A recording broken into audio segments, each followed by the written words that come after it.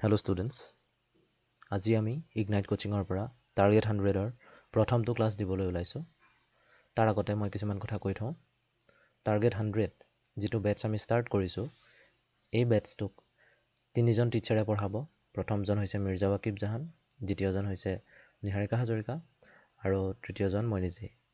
এতিয়া প্ৰত্যেকজন টিচাৰে নিজৰ নিজৰ চেপ্টাৰবোৰ অলৰেডি বাছি লৈছে আৰু সেইমতে তেখেতসকলে চেপ্টাৰ্ছবোৰ পঢ়াব। মোৰ ভাগত তিনিটা চেপ্টাৰ পৰিছে। প্ৰথম চেপ্টাৰটো হৈছে দ্বিঘাত সমীকৰণ, দ্বিতীয়টো হৈছে দল আৰু বিন্যাস আৰু তৃতীয়টো হৈছে স্থানাংক জ্যামিতি।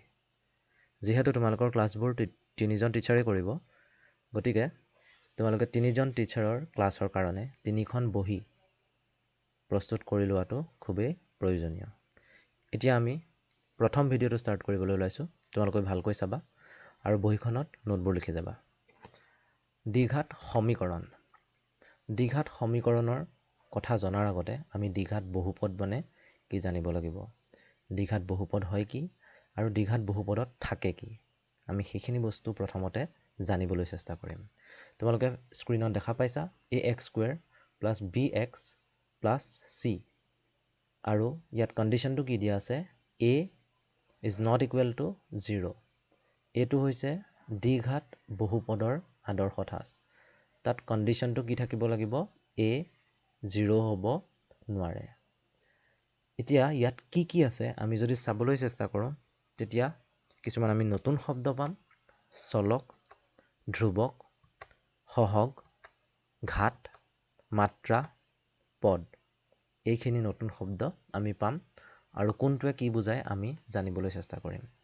তোমালোকে ৰেড কালাৰৰ আখৰ দেখা পাইছা, সেইটো হৈছে স্মল x, হয়নে? এই স্মল xটো এটা অজ্ঞাত ৰাশি, যাৰ মান আমি নাজানো কিন্তু নিৰ্ণয় কৰিব পাৰোঁ। এই অজ্ঞাত ৰাশিবোৰক আমি কি বুলি কওঁ, চলক বুলি কওঁ। গতিকে ইয়াত চলক হিচাপে কি আছে, x আছে আৰু xটো কি আছে, small letter x। Generally small letter x, small letter y বা স্মল লেটাৰ z এনেকুৱাবোৰ আখৰেৰে কি কৰা হয়, আমাৰ চলকবোৰ ডিনোট কৰা হয়। তাৰ পাছত আহিলে ধ্ৰুৱক। ধ্ৰুৱক মানে নহয় কি, ধ্ৰুৱক ইয়াত কি কি আছে, তোমালোকে ব্লু কালাৰৰ আখৰ কেইটা দেখা পাইছা, a আছে, b আছে আৰু c আছে। এইকেইটাই হৈছে ধ্ৰুৱক। ইয়াৰে b আৰু c এইকেইটা বাস্তৱ সংখ্যাৰ অন্তৰ্গত। এইটো মনত ৰাখিবা, b আৰু c। b আৰু c বাস্তৱ সংখ্যা হ'ব পাৰে, শূন্যও হ'ব পাৰে, কিন্তু এইটো বাস্তৱ সংখ্যাই হয়। খালি ইয়াতে আৰু এটা কণ্ডিশ্যন এপ্লাই হৈ আছে কি, a শূন্য হ'ব নোৱাৰে। প্ৰত্যেকটো বাস্তৱ সংখ্যাই হ'ব পাৰে, কিন্তু কেতিয়াও a শূন্য হ'ব নোৱাৰে। যদি a শূন্য হৈ যায়, তেতিয়া আমাৰ কি হ'ব, ax², এই পাৰ্টটো নাইকিয়া হৈ যাব, কাৰণ x² লগত a পূৰণ হ'ব আৰু a ৰ মান যদি 0 হয়, তেতিয়াহ'লে এই পাৰ্টটো আমাৰ নাথাকিব। যদি নাথাকে তেতিয়া আমি কি পাম, অকল bx + c পাম। আৰু যদি bx + c পাওঁ, তেতিয়াহ'লে এইটো দ্বিঘাত বহুপদ হৈ নাথাকে। তাৰ পাছত আহিলে সহগৰ কথা। সহগৰ কথা আমি এতিয়া নপঢ়োঁ, পাছত আমি জানিবলৈ চেষ্টা কৰিম। তাৰ পাছত আছে ঘাত। ঘাত মানে নহয় কি, তোমালোকে চোৱা ভালকৈ, ax² + bx + c এইটো দ্বিঘাত বহুপদ বুলি গম পাইছা। ইয়াত চলক তোমালোকে দেখা পাইছা, চলকটো কি হয় ইয়াত, চলকটো হৈছে x। চলকটো x আৰু তাৰ ঘাত হিচাপে কি আছে আমি চাওঁ। তাৰ ঘাত হিচাপে কি আছে, ইয়াত যদি চাওঁ ঘাত হিচাপে আছে 2 আৰু ইয়াত যদি চাওঁ xৰ ওপৰত ঘাত হিচাপে একো নাই। যদি একো নাই তেতিয়াহ'লে ঘাত হিচাপে কি আছে, 1 আছে। গতিকে চলকবোৰৰ ঘাতবোৰৰ কথা আমি জানিব লাগিব। ঘাত ইয়াত কি আছে, এটা হৈছে 2 আৰু এটা হৈছে 1। তাৰ পাছতে আছে মাত্ৰা। মাত্ৰা মানে হৈছে সৰ্বোচ্চতম ঘাত, মানে বহুপদটোত চলকৰ কি হ'ব, চলকৰ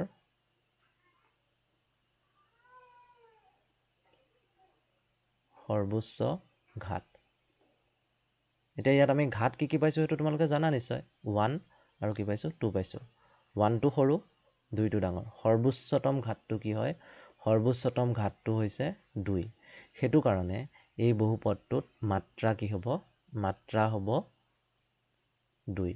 আৰু মাত্ৰা 2 হোৱা কাৰণেই এই বহুপদটোক আমি কি বুলি কওঁ দ্বিঘাত বহুপদ বুলি কওঁ দ্বিঘাত বহুপদ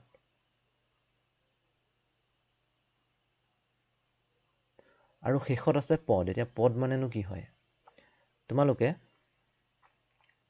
যদি ৰাশিটো চোৱা বা বহুপদটো চোৱা বহুপদটো চালে কি দেখা পাবা চোৱা তাতে কিছুমান অংশ আছে সেই অংশবোৰক আমি সেপাৰেট কৰি ৰাখিছো যোগ চিন বা বিয়োগ চিন দি ইয়াত এতিয়া বিয়োগ চিনৰ কথা নাহে ইয়াত আমি যেহেতু যোগ চিন দি থৈছো গতিকে যোগ চিনেৰে কিছুমান অংশ ভাগ কৰি থোৱা বুলি ক'ব পাৰো ax² bx আৰু c এই অংশকেইটা কি কৰি ৰখা হৈছে ভাগ কৰি ৰখা হৈছে এটা এইটো অংশ এটা এইটো অংশ এটা এইটো অংশ এই কেইটাকে আমি কি বুলি কওঁ পদ বুলি কওঁ এই প্ৰথম অংশটো এটা পদ দ্বিতীয় অংশটো এটা পদ তৃতীয় অংশটো হৈছে এটা পদ গতিকে আমি গম পালো ইয়াত পদ কেইটা আছে ax² প্ৰথম পদটো দ্বিতীয় পদটো হৈছে bx আৰু তৃতীয় পদটো হৈছে c আৰু যদি তিনিটা পদ থাকে তেতিয়াহ'লে এনে বহুপদবোৰক আমি কি বুলি কওঁ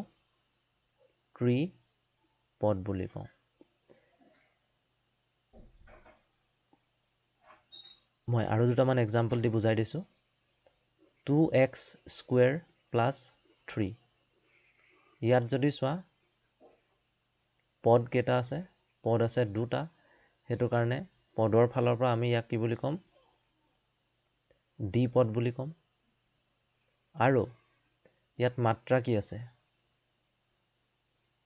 মাত্ৰা আছে 2 মানে উচ্চতম ঘাতটো হেতু কাৰণে ইয়াক আমি কি বুলি কওঁ দ্বিঘাত বহুপদ বুলি কওঁ দ্বিঘাত বহুপদ আৰু এটা এক্সাম্পল দিম চাবা suppose 2x + 8 আছে এইটো এটা বহুপদ হয় কিন্তু এই বহুপদটোত আমি পদ কেইটা দেখা পাইছো পদ আছে কেইটা দুটা আৰু সেই পদ কেইটা কি কি 2x আৰু 8 দুটাই পদ আছে গতিকে পদৰ ফালৰ পৰা যদি ক'বলৈ যাওঁ এইটো হৈছে এটা দ্বিপদ এইটো হৈছে এটা দ্বিপদ কিন্তু ইয়াত যদি ঘাত চাওঁ উচ্চতম ঘাত বা উচ্চতম ঘাতটোক আমি কি বুলি ক'ব পাৰো মাত্ৰা বুলি ক'ব পাৰো চলকৰ উচ্চতম ঘাতটো আমি কি দেখা পাইছো 1 আৰু চলকৰ উচ্চতম ঘাতটো যদি 1 হয় তেতিয়াহ'লে মাত্ৰা 1 আৰু মাত্ৰা যদি 1 হয় তেতিয়াহ'লে বহুপদটো কি হ'ব এটা দ্বিঘাত বহুপদ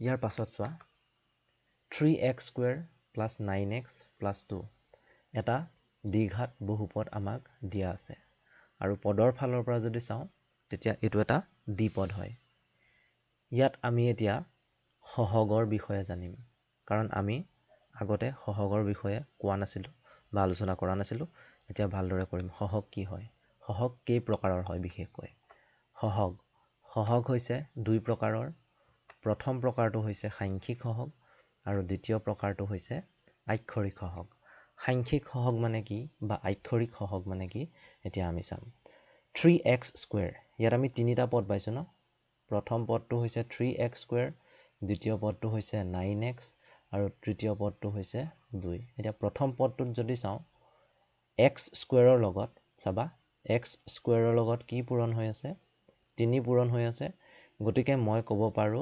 x²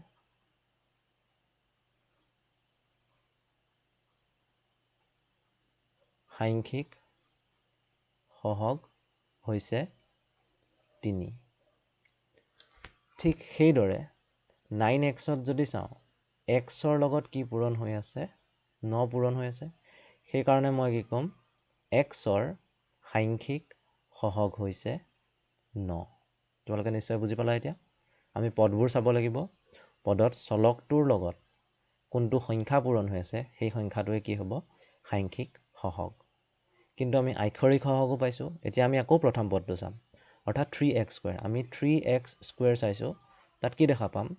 3 × x² হৈ আছে, 3ৰ লগত x² পূৰণ হৈ আছে। এতিয়া 3 সংখ্যাটোৰ লগত x² পূৰণ হৈ আছে ন? 3 সংখ্যাটোৰ লগত x² পূৰণ হৈ আছে, গতিকে আমি ক'ম 3ৰ আক্ষৰিক সহগ হৈছে 3ৰ আক্ষৰিক সহগ কি হ'ব? x²। ঠিক সেইদৰে দ্বিতীয় পদটোত যদি চাওঁ 9x আছিলে, গতিকে 9ৰ আক্ষৰিক সহগ কি হ'ব? x হ'ব। তোমালোকৰ নিশ্চয় ক্লিয়াৰ হৈছে সাংখ্যিক সহগ মানে কি আৰু আক্ষৰিক সহগ মানে কি হয়। জেনেৰেলি আমাক আক্ষৰিক সহগবোৰ ইমান নালাগে, আমি সাংখ্যিক সহগবোৰৰ বিষয়ে বেছি ষ্টাডি কৰিব লাগিব। ইয়াৰ পাছত আহিলে দ্বিঘাত সমীকৰণ। যিহেতু আমি দ্বিঘাত বহুপদ পঢ়িলোঁ, এতিয়া দ্বিঘাত বহুপদৰ পৰা দ্বিঘাত সমীকৰণ কেনেকৈ হয়। তোমালোকে নিশ্চয় এটা কথা জানা যে সমীকৰণ এটাত দুটা ছাইড থাকে বা দুটা হাত থাকে, এটা সোঁফাল থাকে আৰু এটা বাওঁফাল থাকে। সোঁহাত বা বাওঁহাত, সোঁহাত আৰু বাওঁহাত। এইটো হৈছে সোঁহাত আৰু এইটো হৈছে বাওঁহাত। কিন্তু এই সোঁহাত আৰু বাওঁহাতৰ মাজত কি থাকে? এটা ইকুৱেল চাইন থাকে। তেতিয়া আমি এইটোক কি বুলি ক'ব পাৰোঁ? এজ এ হোল গোটেইটোক আমি সমীকৰণ বুলি ক'ব পাৰোঁ। বাওঁহাতটোক আমি লেফ্ট হেণ্ড ছাইড বুলি কওঁ আৰু সোঁহাতটোক ৰাইট হেণ্ড ছাইড বুলি কওঁ। এইটো এটা সমীকৰণ হয়। আমি ওপৰত এতিয়া কি দেখা পাইছোঁ চোৱা, ওপৰত দেখা পাইছোঁ ax² + bx + c, কিন্তু অকল ax² + bx + c আছে নেকি ইয়াত? নাই নহয়। আমাৰ কি আছে? ax² + bx + c = 0। এই অংশটো আছিলে দ্বিঘাত বহুপদ, কিন্তু ইকুৱেল চাইনটো যেতিয়া দিলোঁ, এই গোটেই অংশটোক আমি কি বুলি ক'ম? আমি ক'ম ইয়াক দ্বিঘাত সমীকৰণ বুলি। গতিকে দ্বিঘাত বহুপদটোৱে যোনটোত সমীকৰণ গঠন কৰিব, সেই সমীকৰণটোৱে কি হ'ব? দ্বিঘাত সমীকৰণ। খালি কণ্ডিশ্যনটো এপ্লাই এতিয়াও হ'ব, a is not equal to 0, অৰ্থাৎ a 0 হ'ব নোৱাৰে। আৰু আমি যদি ভালদৰে ক'বলৈ যাওঁ, ax² + bx + c = 0 মানে হয় কি? দ্বিঘাত সমীকৰণৰ আদৰ্শ আৰ্হি বা ঠাঁচ। তাৰ পাছত চাওঁ দ্বিঘাত সমীকৰণৰ প্ৰকাৰ। দ্বিঘাত সমীকৰণৰ প্ৰকাৰ দুটা আছে। প্ৰথম প্ৰকাৰটো হৈছে শুদ্ধ দ্বিঘাত সমীকৰণ আৰু দ্বিতীয় প্ৰকাৰটো হৈছে মিশ্ৰ দ্বিঘাত সমীকৰণ। শুদ্ধ দ্বিঘাত সমীকৰণ মানে কি হয় আৰু মিশ্ৰ দ্বিঘাত সমীকৰণ মানে কি হয় আমি জানিব লাগিব। প্ৰথমতে চাওঁ আমি শুদ্ধ দ্বিঘাত সমীকৰণ। দ্বিঘাত সমীকৰণক আমি কি বুলি জানো? ax² + bx + c = 0। এইটো দ্বিঘাত সমীকৰণৰ আদৰ্শ ঠাঁচ, য'ত a is not equal to 0। শুদ্ধ দ্বিঘাত সমীকৰণত এটা অংশ নাথাকে ইয়াৰে। শুদ্ধ দ্বিঘাত সমীকৰণত কোনটো অংশ নাথাকে? নথকা অংশটো হৈছে bx। এতিয়া bx অংশটো যদি নাইকিয়া হ'বলৈ হয়, তেতিয়া bৰ মান কি হ'ব লাগিব? তোমালোকে নিশ্চয় জানিবা এইটো। ax² প্লাছ bৰ মান যদি 0 হয়, 0, b × x আছে, 0 × x হ'ল প্লাছ c = 0। গতিকে কোনো দ্বিঘাত সমীকৰণ যদি ax² + c ফৰ্মত থাকে, ax² + c = 0 ফৰ্মত থাকে, তেতিয়া আমি তেনে সমীকৰণবোৰক কি বুলি ক'ম? শুদ্ধ দ্বিঘাত সমীকৰণ। গতিকে শুদ্ধ দ্বিঘাত সমীকৰণ হ'বলৈ হ'লে কণ্ডিশ্যন দুটা এপ্লাই হ'ব। প্ৰথমটো হৈছে a is not equal to 0 আৰু ছেকেণ্ডটো হৈছে b is equal to 0। যদি b 0 হয়, তেতিয়াহে আমি তেনেকুৱা দ্বিঘাত সমীকৰণক শুদ্ধ দ্বিঘাত সমীকৰণ বুলি ক'ব পাৰোঁ। উদাহৰণস্বৰূপে মই দিব পাৰোঁ 2x² + 9। x থকা পদটো যদি নাথাকে, তেতিয়া শুদ্ধ দ্বিঘাত সমীকৰণ। ইকুৱেলটো যদি 0 দিওঁ, এইটোৱে হৈছে এটা শুদ্ধ দ্বিঘাত সমীকৰণ। ঠিক সেইদৰে -3x² + 5 = 0। এইটো এটা শুদ্ধ দ্বিঘাত সমীকৰণ। ইয়াৰ পাছত আহিলে মিশ্ৰ দ্বিঘাত সমীকৰণ। মিশ্ৰ দ্বিঘাত সমীকৰণ মানেনো হয় কি? দ্বিঘাত সমীকৰণৰ আদৰ্শ ঠাঁচটো আমি আকৌ লিখিছোঁ, ax² + bx + c = 0। এইটো লিখিলোঁ। এতিয়া কণ্ডিশ্যনটো ইয়াত এপ্লাই হয়। a is not equal to 0, a 0 হ'ব নোৱাৰে। মিশ্ৰ দ্বিঘাত সমীকৰণ হ'বলৈ হ'লে আমাক প্ৰথম পদটো লাগিব আৰু দ্বিতীয় পদটো মাষ্ট আমাক লাগিবই। গতিকে a 0 হ'ব নোৱাৰে, ফাৰ্ষ্ট কণ্ডিশ্যন আছিলে, আৰু দ্বিতীয় পদটো যদি থাকিবই লাগে তেতিয়া bও 0 হ'ব নোৱাৰিব। এই দুটা কণ্ডিশ্যন যদি এপ্লাই হয় তেতিয়া সেই সমীকৰণটোক আমি কি বুলি কওঁ, এটা মিশ্ৰ দ্বিঘাত সমীকৰণ। উদাহৰণস্বৰূপে 2x² plus 5x plus 6 equal to 0। ইয়াত 5x x থকা পদটো আছে, গতিকে এইটো এটা মিশ্ৰ দ্বিঘাত সমীকৰণ। ঠিক সেইদৰে -3x² minus 5x plus 9 equal to 0, এইটো হৈছে এটা কি মিশ্ৰ দ্বিঘাত সমীকৰণ। দ্বিঘাত সমীকৰণ সমাধানৰ পদ্ধতি। দুটা পদ্ধতি আছে, প্ৰথমটো হৈছে উৎপাদক বিশ্লেষণ পদ্ধতি আৰু দ্বিতীয়টো হৈছে পূৰ্ণ বৰ্গীকৰণ পদ্ধতি। উৎপাদক বিশ্লেষণ পদ্ধতি, ইয়াৰে উৎপাদক হচন্তীয়ত হ'ব লাগিছিলে, এইটো মনত ৰাখিবা। উৎপাদক স্পেলিংটো এনেকৈ হয়। যিহেতু টাইপিঙত অপশ্যন নাছিলে হচন্তীয়ত দিবলৈ, অপশ্যনটো নাপালোঁ, সেইটো কাৰণে দন্তীয়ত লিখিব লগা হ'ল। এতিয়া দুটা পদ্ধতি আছে, উৎপাদক বিশ্লেষণ পদ্ধতি, পূৰ্ণ বৰ্গীকৰণ পদ্ধতি। উৎপাদক বিশ্লেষণ পদ্ধতি গম পাইছা? উৎপাদক বিশ্লেষণ মানে তোমালোকে জানা যে আমি উৎপাদক বিশ্লেষণ কৰিব লাগিব, মানে উৎপাদক উলিয়াব লাগিব। যদি সমীকৰণটো ax² plus bx plus c equal to 0 ফৰ্মত থাকে, তেতিয়া ইয়াৰ যোনটো বহুপদ আছে এই বহুপদটোৰ উৎপাদক কেইটা আমি উলিয়াব পাৰোঁ। উৎপাদক কেইটা উলিয়াই পেলাই আমি উৎপাদক কেইটা নিৰ্ণয় কৰি xৰ মান কেইটা উলিয়াব পাৰোঁ। গতিকে এনেদৰে উৎপাদক বিশ্লেষণ পদ্ধতিৰে সমাধান কৰিব পাৰোঁ। মই এটা কৰিও দেখুৱাম তোমালোকক, সেইটো অলপ পাছত কৰি আছোঁ। নেক্সট আহিলে পূৰ্ণ বৰ্গীকৰণ পদ্ধতি। পূৰ্ণ বৰ্গীকৰণ পদ্ধতিত কি হয়, একে দ্বিঘাত সমীকৰণটো আছে, নামটো চোৱা, নামটোৰ পৰাই বহুত কথা গম পোৱা যায়। পূৰ্ণ বৰ্গীকৰণ মানে আমি বৰ্গীকৰণ কৰিব লাগিব, মানে এটা সম্পূৰ্ণ বৰ্গ ইয়াৰ পৰা উলিয়াব লাগিব। ইয়াৰ পৰা যদি এটা সম্পূৰ্ণ বৰ্গ উলিয়াব পাৰোঁ, তাৰপাছত আমি তাৰ পৰা xৰ মানকেইটাও উলিয়াব পাৰিম। কেনেকৈ কৰে আমি চাওঁ। উৎপাদক বিশ্লেষণ পদ্ধতি।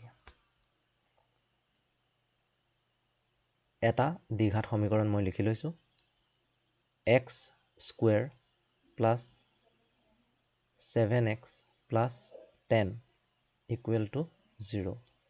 যিহেতু দ্বিঘাত সমীকৰণ এটা কেনেকৈ থাকে, আৰ্হিটো কি ax² plus bx plus c equal to 0 আৰু a নট ইকুৱেল টু 0 কণ্ডিশ্যনটো আছে। এই কণ্ডিশ্যনটো এপ্লাই হ'বই সদায়। ax² plus bx plus c equal to 0।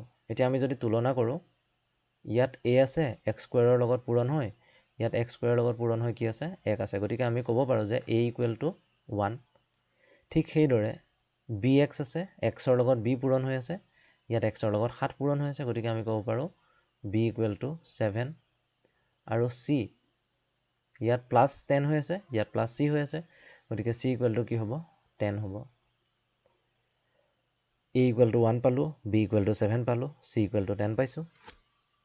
উৎপাদক বিশ্লেষণ কৰোঁতে তোমালোকে সদায় মনত ৰাখিবা যে আমি যোনটো মধ্যপদ আছে সেই মধ্যপদটো আমি ভাঙিব লাগিব। মধ্যপদটো এনেকুৱাকৈ ভাঙিম, এনেকুৱা দুটা সংখ্যা আমি নিৰ্ণয় কৰিম। সংখ্যা দুটা মই ধৰি লৈছোঁ স্মল m আৰু স্মল n। এনেকুৱা দুটা m আৰু n, এনেকুৱা দুটা সংখ্যা নিৰ্ণয় কৰিব লাগিব যাতে সংখ্যা দুটা যোগ কৰিলে আমি কাৰ সমান পাওঁ, bৰ সমান পাওঁ। b দিয়া আছে কিমান, 7। এই সমীকৰণটোৰ কাৰণে bৰ মানটো 7 হৈ আছে। আৰু সেই সংখ্যা দুটা পূৰণ কৰিলে আমি কি পাব লাগিব, পূৰণ কৰিলে আমি a আৰু cৰ পূৰণফলৰ সমান পাব লাগিব। a হৈছে 1, c হৈছে 10, গতিকে a আৰু cৰ পূৰণফলটো হ'ব 10। মানে আমি এনেকুৱা দুটা সংখ্যা নিৰ্ণয় কৰিব লাগিব যাতে সংখ্যা দুটাৰ যোগফলটো কি হয়, 7 হয় আৰু সংখ্যা দুটাৰ পূৰণফলটো হয় 10। এতিয়া আমি নিৰ্ণয় কৰি চাওঁচোন। এইটো হিট এণ্ড ট্ৰায়েল মেথড হয়, আমি কৰি চাব লাগিব।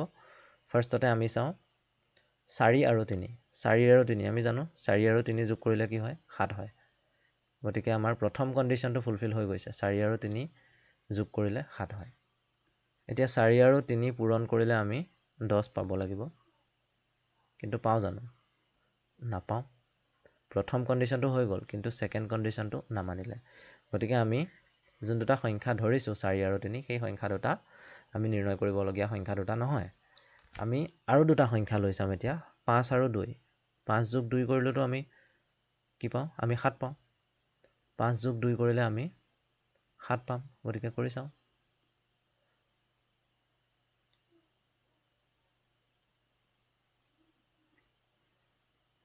আৰু 5 পূৰণ 2 যদি কৰোঁ, তেতিয়া আমি কি পাওঁ? 10 পাওঁ। মিলিলনে আমাৰ? m আৰু n যোগ কৰি 7 পাব লাগে, m আৰু n পূৰণ কৰি 10 পাব লাগে। গতিকে পালোঁ। সংখ্যা দুটা হৈছে 5 আৰু 2। 5 আৰু 2। এতিয়া চাবা, আমাক কি দিয়া আছিলে? x² plus 7x plus 10 equal to 0। x² মধ্যপদটো 7x আছিলে, সেইটো ভাঙিব লাগিব। সংখ্যা দুটা পালোঁ আমি 5 আৰু 2। আমি 7xৰ জেগাত কি লিখিম এতিয়া? 5x plus 2x। লিখাৰ লগে লগে কি হ'ল? 5x প্লাছ 2x মানে 7x। গতিকে এই দুটা আৰু এইটো মাজত পাৰ্থক্য নাই। দুইটা যোগ কৰি আমি কি পাওঁ? আকৌ 7x পাওঁ। পাছত 10 আছে, 10টো থাকিব ইকুৱেল টু 0। এতিয়া তোমালোকে প্ৰথম দুটা পদ চাব লাগিব আৰু দ্বিতীয় দুটা পদ চাব লাগিব। প্ৰথম দুটা পদ আৰু দ্বিতীয় দুটা পদ। প্ৰথম দুটা পদ আছে x² প্লাছ 5x, দ্বিতীয় দুটা পদ আছে 2x প্লাছ 10। x² প্লাছ 5xৰ পৰা আমি কি কমন ল'ব পাৰোঁ? x কমন ল'ব পাৰোঁ। x যদি কমন লওঁ, তেতিয়া কি থাকিব? x plus 5। ঠিক সেইদৰে দ্বিতীয় পদ দুটাৰ পৰা যদি আমি 2 কমন লওঁ, প্লাছ 2 আহিব, তেতিয়া থাকিব x প্লাছ 5 ইকুৱেল টু 0। আমাৰ ইয়াতো x প্লাছ 5 আছে, ইয়াতো x প্লাছ 5 আছে। সেইটো কমন ল'লে কি থাকিব? x প্লাছ 5 যদি কমন লওঁ, তেতিয়া আমি পাম x প্লাছ 2 ইকুৱেল টু আমাৰ 0 ওলাইছে। দুটা ৰাশি পূৰণ কৰি 0 পাইছোঁ, অৰ্থাৎ x প্লাছ 5 আৰু x প্লাছ 2 এই দুটা যদি আমি পূৰণ কৰি 0 পাইছোঁ, তেতিয়াহ'লে আমি কি ক'ব পাৰোঁ? দুটা ৰাশি পূৰণ কৰি কেতিয়া 0 পাওঁ? যেতিয়া ৰাশি দুটাৰ কোনোবা এটা 0 হয় বা কোনোবা এটা 0 হয়। কোনোবা এটা 0 নোহোৱাকৈতো আমি 0 পাব নোৱাৰোঁ ন? গতিকে x প্লাছ 5 ইকুৱেল টু 0 হ'ব, নহ'লে x প্লাছ 2 ইকুৱেল টু 0 হ'ব। সেইটোকে আমি কি বুলি লিখিম এতিয়া? হয়তো x প্লাছ 5 ইকুৱেল টু 0, নহ'লে বা x প্লাছ 2 ইকুৱেল টু 0। xৰ মান কি পাম? -5, আৰু ইয়াত xৰ মান কি পাম? -2। গতিকে আমাৰ সমাধান হৈ গ'ল। যোনটো সমীকৰণ আছিলে x² plus 7x plus 10 equal to 0, যিটো দ্বিঘাত সমীকৰণ আছিলে, সেই দ্বিঘাত সমীকৰণটোত xৰ মান যদি মই -5 বহাওঁ, তেতিয়া দ্বিঘাত সমীকৰণটো শুদ্ধ হ'ব। ঠিক সেইদৰে xৰ মান যদি -2 বহাওঁ, তেতিয়াও কি হ'ব? xৰ যোনটো -2 মান, সেই মানটোৱেও দ্বিঘাত সমীকৰণটো সিদ্ধ কৰিব। এইদৰে উৎপাদক বিশ্লেষণ পদ্ধতি ব্যৱহাৰ কৰি আমি এটা দ্বিঘাত সমীকৰণৰ মূল কেইটা উলিয়াব পাৰোঁ। যিকেইটা xৰ মান, সেই মানকেইটাক আমি কি বুলি কওঁ? সমীকৰণটোৰ মূল বুলি কওঁ। এতিয়া আমি যাম বৰ্গ সম্পূৰণ পদ্ধতিলৈ বা পূৰ্ণ বৰ্গীকৰণ পদ্ধতিলৈ। এইটো তোমালোকৰ মেথছতো আছে, তথাপিতো আমি আকৌ ষ্টাডি কৰিম, জেনেৰেলাইজ কৰিম। ax² plus bx plus c equal to 0 ধৰি কৰিম। পূৰ্ণ বৰ্গীকৰণ পদ্ধতি। আমাৰ চোৱা কি আছে? ax² plus bx plus c equal to 0। পূৰ্ণবৰ্গ কৰিব লাগিব। পূৰ্ণবৰ্গ যদি কৰিবলৈ হয় নহয়, তেতিয়া আমি প্ৰথম দুটা পদ ইয়াতে ৰাখিম, বাওঁহাতে ৰাখি থ'ম। আৰু তৃতীয় পদটো কি কৰিম? সোঁহাতলৈ লৈ যাম। 0 - c ইকুৱেল টু কি হ'ব? -c হ'ব। তাৰ পাছত আহিলে সম্পূৰ্ণ বৰ্গ কৰাৰ কাম। এতিয়া তোমালোকে চোৱা, ax² আছে। ax² এটা সম্পূৰ্ণ বৰ্গ হয় জানো? এটা সম্পূৰ্ণ বৰ্গ নহয়। আমাৰ যদি a স্কুৱেৰ x স্কুৱেৰ থাকিলেহেঁতেন তেতিয়া আমি ক'ব পাৰিলোহেঁতেন যে এইটো এটা সম্পূৰ্ণ বৰ্গ হয় ax হোল স্কুৱেৰ বুলি লিখিব পাৰোঁ কিন্তু ax স্কুৱেৰটোকতো নোৱাৰোঁ ন এইটো এটা সম্পূৰ্ণ বৰ্গ হয় a স্কুৱেৰ x স্কুৱেৰ কিন্তু ax স্কুৱেৰ নহয় গতিকে সেই পাৰ্টটোক আমি কি কৰিব লাগিব এটা সম্পূৰ্ণ বৰ্গৰ ৰূপলৈ নিব লাগিব আৰু যদি সম্পূৰ্ণ বৰ্গৰ ৰূপলৈ নিব লাগে তেতিয়াহ'লে আমি এটা কাম কৰিব পাৰোঁ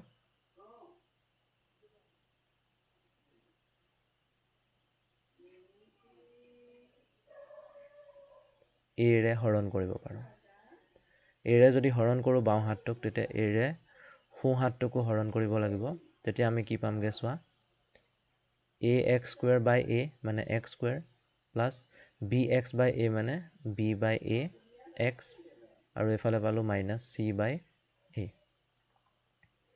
এতিয়াতো আমাৰ হোল স্কুৱেৰ ফৰ্মত অহা নাই এটা সম্পূৰ্ণ বৰ্গ ওলাইছে x স্কুৱেৰ কিন্তু আমি এজ এ হোল গোটেই পাৰ্টটোকে কি কৰিব লাগিব গোটেই বাওঁ হাতটোকে আমি এটা সম্পূৰ্ণ বৰ্গৰূপে প্ৰকাশ কৰিব লাগিব এতিয়া আমি আৰু অলপ ইয়াৰ ওপৰত কাম কৰিবলৈ চাম কেনেকৈনো কৰিব পাৰি আমি জানো m plus n whole square equal to m square plus 2mn plus n square এইটো জানো এটা বীজগণিতীয় অভেদ হয় m আৰু n ৰ ক্ষেত্ৰত এতিয়া ইয়াত চোৱা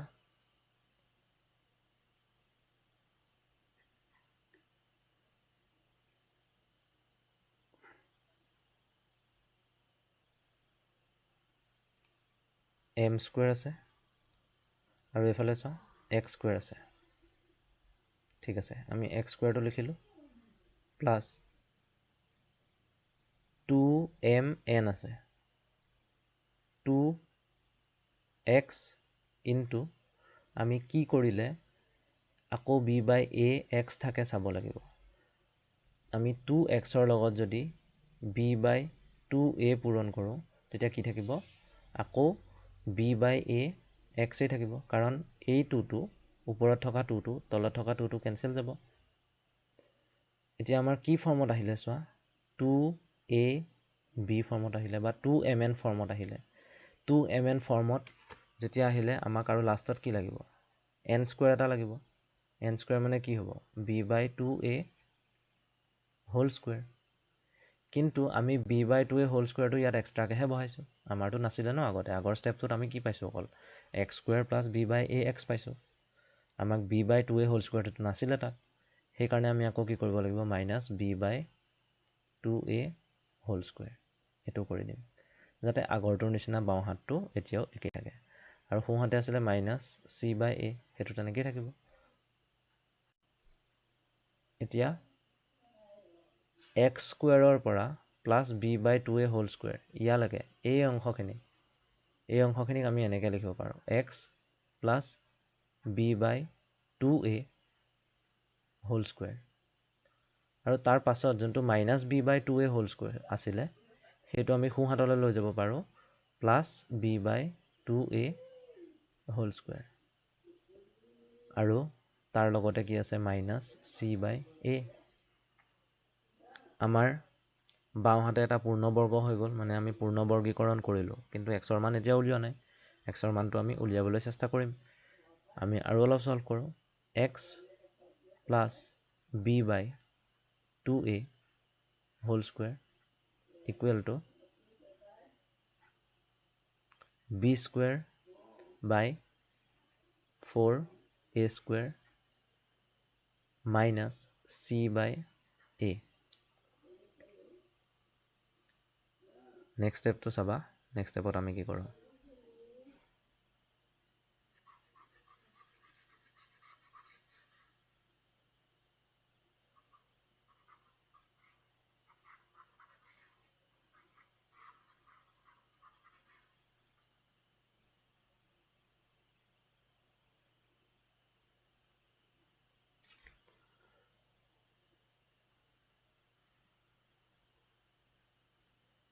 আমাৰ যিটো বাওঁহাত আছে সেই বাওঁহাতটো বৰ্তমান এনেকেই থওঁ x plus b by 2a whole square আৰু সোঁ হাতটো আমি কি কৰিম লসাগু ল'ম 4a স্কুৱেৰ হ'ব b স্কুৱেৰ আছে এতিয়া c বাই a তলত হৰটো আমি কি কৰিলোঁ 4a স্কুৱেৰ কৰিলোঁ ন গতিকে ইয়াত কি আহিব 4a c আহিব এতিয়া আমি বাওঁফালে যিহেতু x plus b by 2a whole square আছিলে আমি হোল স্কুৱেৰটো উঠাই দিম তেতিয়া সোঁহাতে কি কৰিব লাগিব আমি বৰ্গমূল ল'ব লাগিব আৰু বৰ্গমূল ল'লে জানা বৰ্গমূল ল'লে কি হয় চোৱা 25টো আমি কেনেকৈ পাব পাৰোঁ 5 স্কুৱেৰ হিচাপে পাব পাৰোঁ বা -5 স্কুৱেৰ হিচাপে পাব পাৰোঁ গতিকে square root of 25 equal to কি হয় +-5 হয় ঠিক সেইদৰে x plus b by 2a whole square ইয়াৰ স্কুৱেৰ ৰুটটো কি হ'ব +-root over b square minus 4ac divided by 4a square x plus b by 2a equal to +-, square root b square minus 4ac আৰু তলত square root 4a square xটো আমি বাওঁহাতেই ৰাখোঁ সোঁহাতলৈ +b by 2a টো লৈ যাওঁ তেতিয়া -b বাই 2a হ'ব +- root over b square minus 4ac divided by 2a এইটোকে আমি কি বুলি কওঁ এইটোৱে হৈছে দ্বিঘাত সূত্ৰ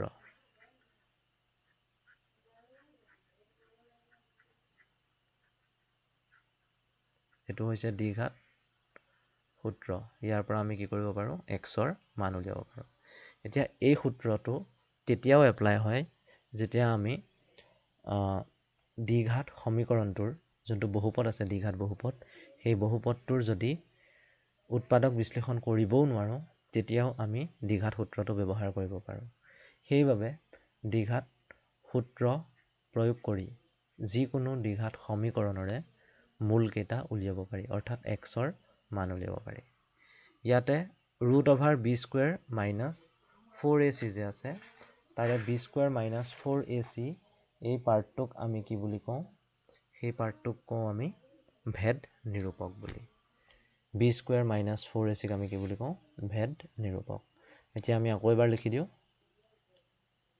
x equal to minus b by 2a plus minus root over b square minus 4ac divided by 2a বা এইটোক আমি আৰু এনেকৈ লিখিব পাৰোঁ 2a টো তলত ৰাখিলোঁ minus b plus minus root over b square minus 4ac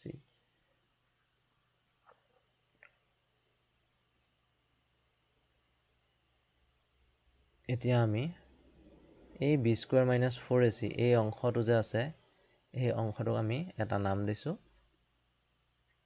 সেইটো হৈছে ভেদ নিৰূপক বুলি কওঁ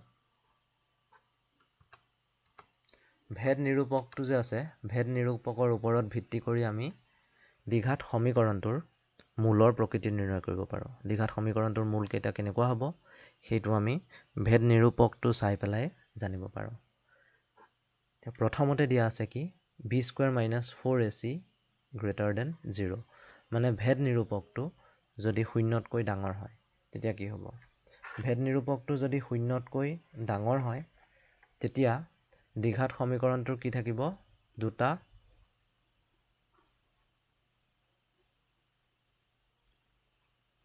নিৰ্দিষ্ট মূল থাকিব কেইটা থাকিব দুটা নিৰ্দিষ্ট মূল থাকিব সেইকেইটা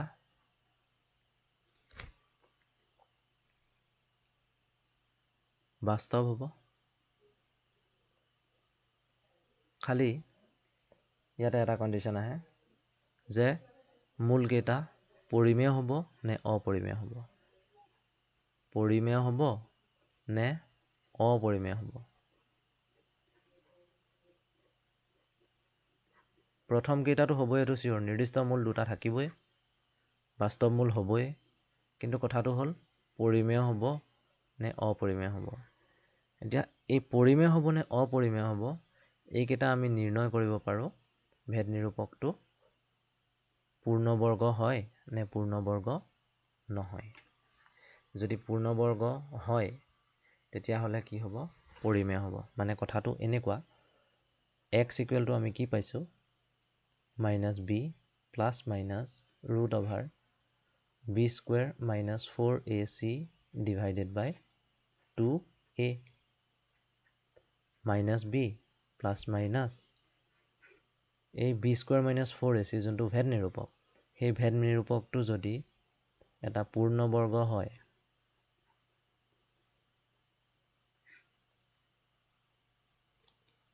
তেতিয়া কি হ'ব, x2 হ'বগে পৰিমেয়, x হ'ব পৰিমেয়। আমি চাব পাৰোঁ, পূৰ্ণবৰ্গটো ছাপ'জ ধৰি ল'লোঁ আমি প্লাছ মাইনাছ, পূৰ্ণবৰ্গটো ধৰি ল'লোঁ 4 বুলি, তলত আছে 2a। এতিয়া 4ৰ যদি স্কুৱেৰ ৰুট লওঁ তেতিয়া আমি জানো -b পালোঁ, প্লাছ মাইনাছ, এতিয়া স্কুৱেৰ ৰুটৰ ভিতৰত একো নাথাকে, অকল 2 থাকিব, 2a আহিব।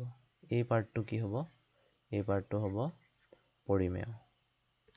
কিন্তু যদি পূৰ্ণবৰ্গ নহয় তেতিয়া অপৰিমেয় হ'ব।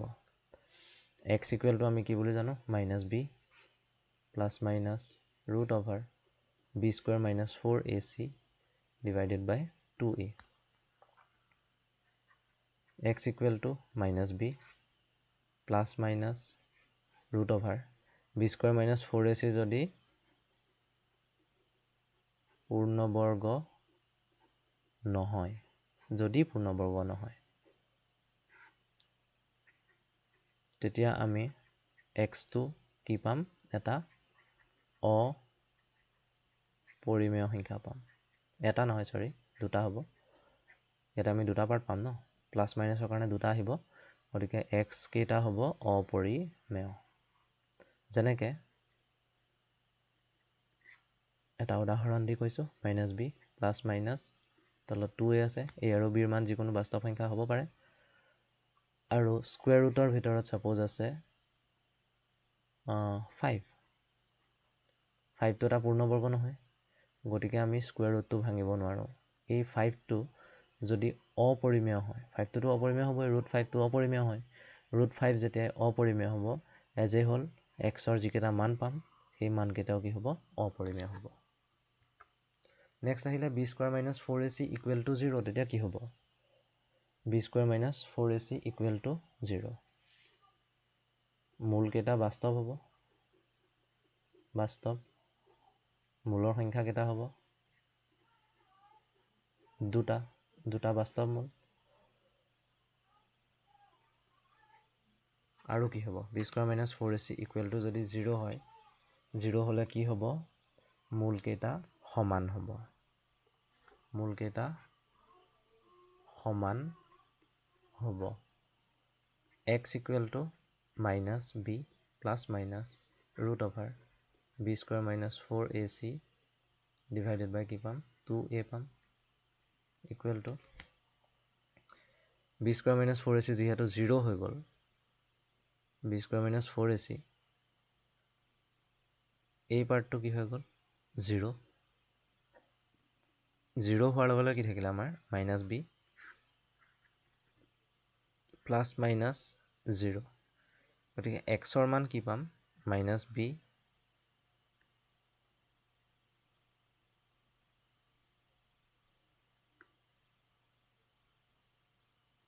xৰ মান পাম আমি -b বাই প্লাছ 0/2a, চৰি, -b প্লাছ 0/2a, আৰু এটা xৰ মান পাম -b মাইনাছ 0/2a। গতিকে আমি যদি চাওঁ, xৰ মান -b/2a পাম, -b/2a পাম। গতিকে xৰ মান আমি কি পালোঁ, দুটা পালোঁ, -b/2a, -b/2a, অৰ্থাৎ মূলকেইটা বাস্তৱ হয়, মূলৰ সংখ্যা কেইটা 2টা আৰু মূল কেইটা কি হয় সমান হয় খালি কণ্ডিশ্যনটো কি হ'ব b স্কয়াৰ - 4ac = 0 হ'ব লাগিব ভেদ নিৰূপকটো 0 হ'ব লাগিব লাষ্টত আহিলে b square - 4ac < 0 b square - 4ac < 0 বা ভেদ নিৰূপকটো যদি 0তকৈ সৰু হয় যদি সৰু হয় তেতিয়া কি হ'ব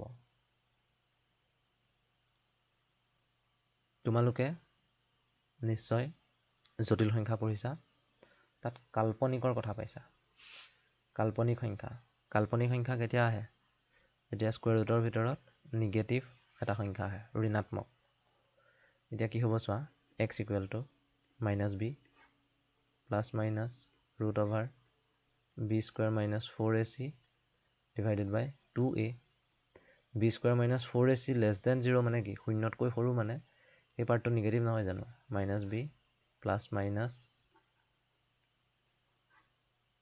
নিগেটিভ পাৰ্ট হয় < 0 মানে নিগেটিভ -1 হ'ব পাৰে -2 হ'ব পাৰে সেইটো প্ৰব্লেমটোৰ ওপৰত নিৰ্ভৰ কৰিব a b আৰু c ৰ মানৰ ওপৰত নিৰ্ভৰ কৰিব কিন্তু 0তকৈ সৰু বুলি দিছে যেতিয়া নিগেটিভ আহিব আৰু এইটো যেতিয়া নিগেটিভ হৈ গ'ল তেতিয়া আমাৰ কি হ'ব বাস্তৱ হৈ নাথাকে আমাৰ হৈ যাবগে